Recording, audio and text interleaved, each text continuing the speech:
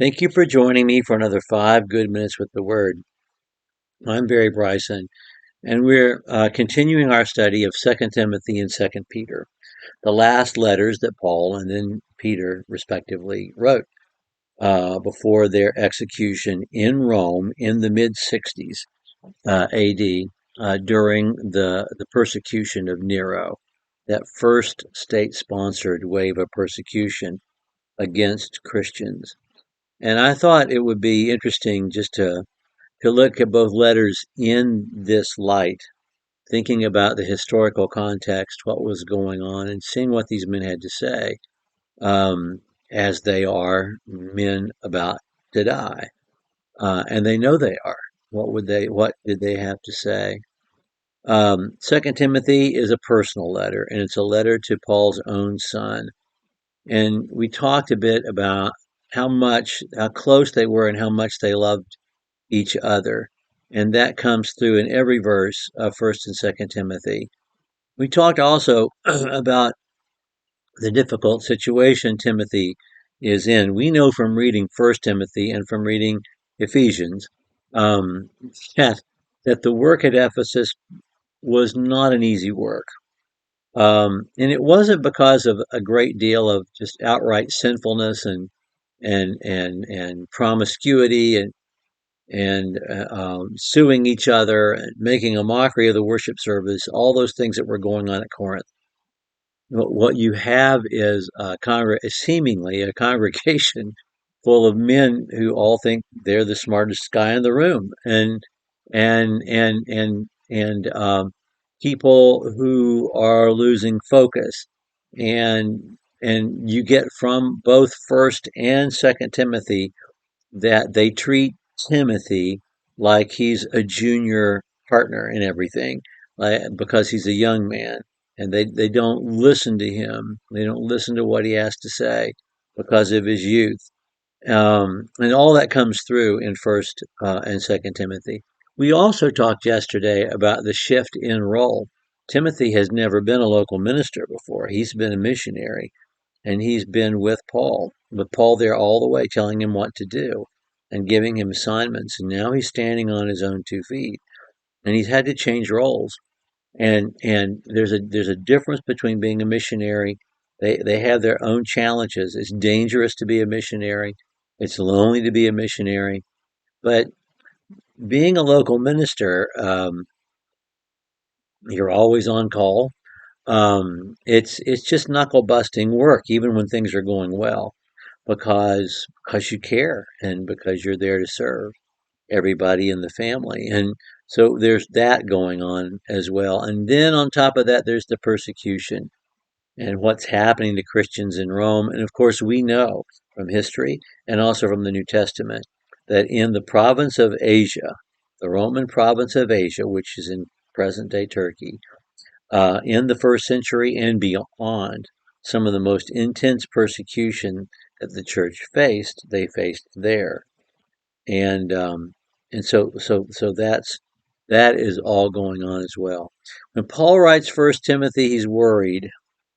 He just is. He's worried not about himself, although he's having it hard. I mean, it's such a difficult time. He's clearly in the Mamertine prison at this time, not under house arrest, not entertaining guests, not hosting a theological salon in his rented quarters. That's not what's happening here.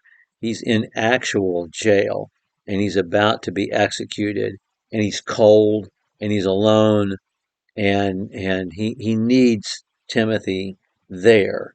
And so he's calling Timothy to Rome, in Second Timothy. But Timothy, he's so worried about him, and he's worried about him in First Timothy too. But that's really kind of an instruction manual. That's kind of a talk from Polonius, or or from Don Vito, to Michael. It was more, this is how you do the job, and this is what I want you to do, and be careful about this. And but in Second Timothy, it's you got to get your act together. Uh, you, Things are just going to get harder, and you need to suck it up. And that's really the tone of Second Timothy. it's heartbreaking at times, some of the things that Paul feels like he has to say to Timothy. And the flow of the book, we have 4 chapters in our translation. Of course, chapter and verse distinctions are human construct. They're not there in the original text.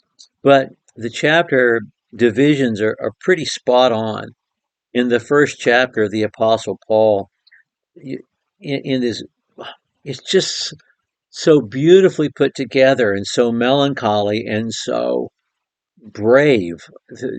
Second Timothy chapter 1 is one of the great passages. I mean, how can you compare passages when God inspired it all? But it's so moving and it's so well, we'll notice as we study it. But he has to say to Timothy, listen, remember who you are. Don't start to fail me now. Don't you be ashamed of the gospel, and don't you be ashamed of me either. It's it's a reminder of Timothy of what he signed up for and what the truth is and who Jesus is. In Second Timothy, we have basically a repeat of the same kinds of things that we read in First Timothy, but with a different context because it is given in the context of the persecution that everybody is suffering. And so it is instructive. It's kind of a manual and a pep talk. And it's being coached up in chapter 2 about surviving the persecution. In chapter 3, Paul says, listen, it's just going to get worse. It's going to get more challenging. It's going to get more difficult. And I know this and you know this. And he talks about the way things are going to be in the latter days. And then in chapter 4, this is what I need you to do. I solemnly charge you to. And there are generalities for the rest of his life, and then there are specifics for the moment. Preach the word. That's the first thing that he tells him to do. But then he has personal instructions that he ends with. Come before winter, bring my coat, bring my books and my writing material. And he's got those kinds of instructions, and that's the flow of First Timothy. Well, we're going to get into the text of First Timothy next time. Thank you for joining me for another 5 good minutes with the Word.